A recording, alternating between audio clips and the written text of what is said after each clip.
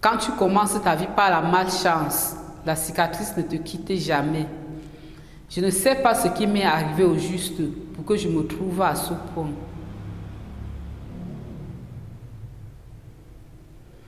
Souffrante et pleurant tous les soirs.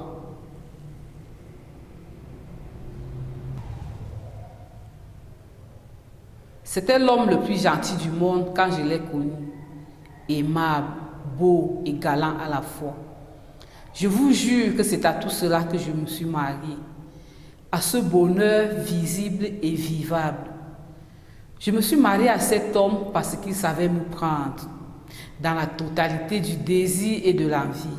Spécialiste du toucher sensuel.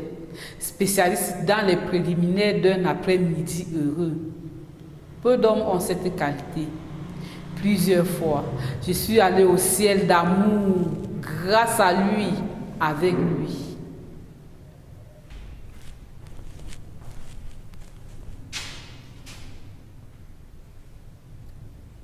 La vie n'est pas juste. C'est très difficile de savoir si on va finir avec ce qu'on a commencé. Tout était si bien chez moi. Le départ de mon mari le matin était comme une déchirure. Un pincement de chagrin qui restait lourd jusqu'à son retour le soir. L'amour. Comment vous dire que cet homme m'aimait? Je l'ai vu me louer, m'adorer, vivre le bonheur d'être près de moi. J'ai aimé mon mari. Je crois que je l'aime encore. Je ne sais pas si je me trompe. Après le deuxième anniversaire de notre mariage, sa mère et ses deux sœurs sont venues le voir pour un conseil de famille auquel je ne pouvais pas assister. C'était la première fois que je n'assistais pas à un conseil de sa famille. C'était la première fois qu'il me laissait dormir seul toute une nuit depuis notre mariage. C'était la première fois que je me réveillais sans qu'il soit près de moi. Debout, j'ai compris que pour la première fois, il était parti sans me réveiller, sans faire sa toilette, sans que je n'apprête son petit déjeuner qu'il prenait toujours à la maison. Face à sa mère et à ses sœurs, j'ai connu ce jour un sentiment de culpabilité, sans savoir ce que j'avais fait pour être victime ou coupable. Pour la première fois face à ces femmes, je constatais que je n'avais pas fait d'enfant. En 2 ans, on avait vécu heureux, comme on vit pour l'éternité, sans enfant, sans penser à l'enfant, intensément. J'ai gardé mon silence devant la fond de ma belle-mère et j'ai attendu mon mari. J'ai fermé les oreilles aux insultes de mes belles-sœurs pour que mon mari rentre vite le soir, pour qu'il vienne le plus vite construire dans mon désir de faire un enfant. Ma rage de prouver à sa famille qu'il nous fallait seulement y penser. Ce soir-là, il n'est pas rentré comme d'habitude. Ce n'est pas lui qui est rentré ce soir-là. Quand j'ai ouvert la porte qu'il frappait, j'ai vu un homme sourd qui ressemblait à mon homme. Mon homme qui ne rentrait jamais sourd. Sans me parler, il s'est mis à me rouer de coups violents, en criant comme si la douleur des coups qu'il me donnait lui transperçait le cœur.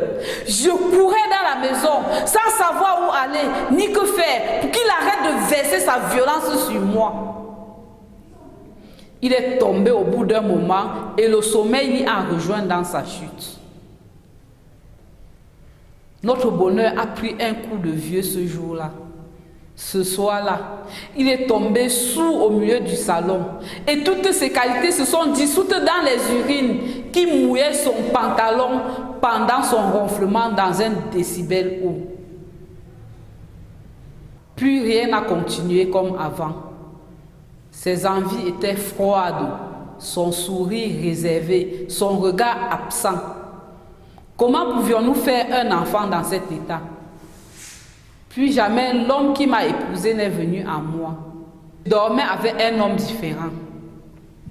Je couchais avec cet homme différent et dans ce manque de doute, et dans ce doute et ce manque de confiance, je ne pouvais pas concevoir.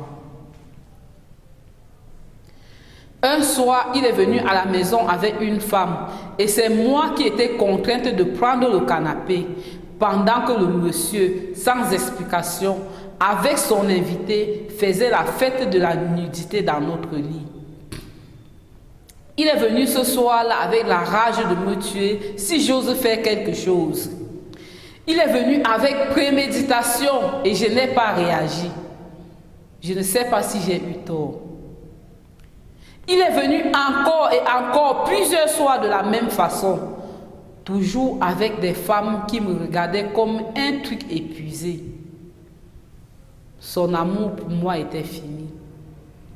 Je n'ai pas vu venir la fin. Personne n'a vu la fin de cet amour qui est parti finissant dans les décombres d'une stérile volonté. Je suis parti de cette maison où on ne me voyait plus indésirable. J'ai quitté à contre-cœur cet homme qui m'a fait vivre le bonheur, l'amour. Je suis parti pour ne pas mourir de chagrin, pour ne pas le voir souffrir chaque jour, de n'avoir pas le courage de me dire de partir. Je suis parti la main sur le cœur qui battait très fort, avec l'espoir qu'il vienne me chercher un jour, qu'il vienne m'aimer encore. Il m'a oublié. Avant même mon départ, je n'existais plus. J'ai enterré mon amour pour lui dans la souffrance de 2 ans d'attente, coupable de n'avoir pas eu d'enfant, coupable de n'être pas à la hauteur des autres femmes. Et puis un homme est venu vers moi, maladroit comme aucun autre homme.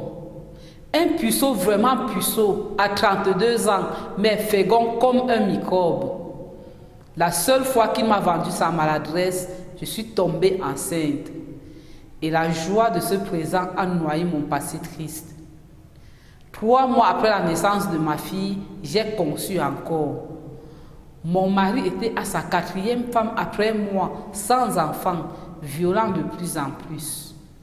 Pendant ma 2e grossesse, il est venu me voir, alors que depuis mon départ, il n'avait jamais cherché à me rencontrer.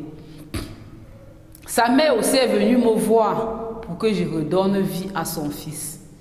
Je lui ai dit que je suis un tam-tam qui résonne et ne supporterai plus de vivre avec un batteur qui ne sait pas me faire raisonner. Quand la semence n'est pas bonne, il ne faut pas accuser la fertilité du sol. En 6 ans, j'ai fait 5 enfants, loin de l'homme que j'ai aimé comme plus jamais.